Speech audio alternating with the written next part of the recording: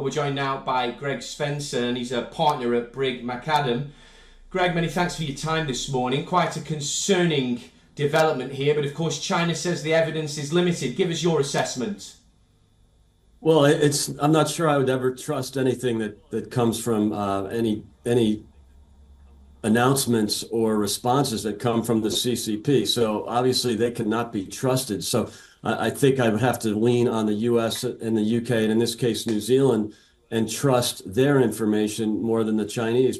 And I think you saw a really powerful response from the UK and the US. You've got the Interparliamentary Alliance on China here in the UK, as well as the China Select Committee in the U.S. led by Mike Gallagher. I think we're seeing some real pushback. This is just another chapter. This started with Huawei several years ago. You've had constant hacking incidents. You see what's going wrong, or what has gone wrong with TikTok and the pushback against TikTok in the U.S. So, I think it's time for China to be viewed really as an adversary here, and it's probably healthy to see this kind of response.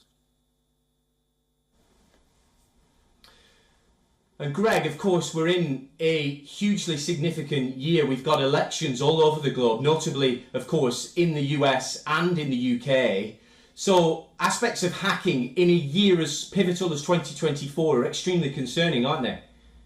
Yeah, they really are, Oliver. And, with half the world voting and then really crucial elections in places like India and the US, I think it's really important to keep an eye on the potential hacking or the actual hacking coming from China and other adversaries like Russia, like Iran, North Korea. So, this has to be expected. It's also important to keep some perspective and be somewhat measured about the responses, because there is a risk that you end up going after free speech. You start being critical of anybody who says anything that you don't like online. And we've seen that. I mean, as critical as we are about the CCP, you saw election meddling by the United States in the last few years. You've seen real pressure against free speech. You've seen the White House work with Facebook and other social media companies to remove content that they did not agree with. You saw that, with any reference to the virus, to COVID coming from the lab in Wuhan, any reference to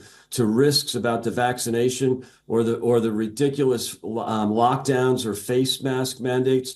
Any of that was being removed. So I think we have to be very cautious. Yes, watch out for hacking from our adversaries, but not at the expense of free speech at home. Greg Svensson, partner at Brigg Macadam. Many thanks for your insight there. Thank you, Oliver. Good to be here.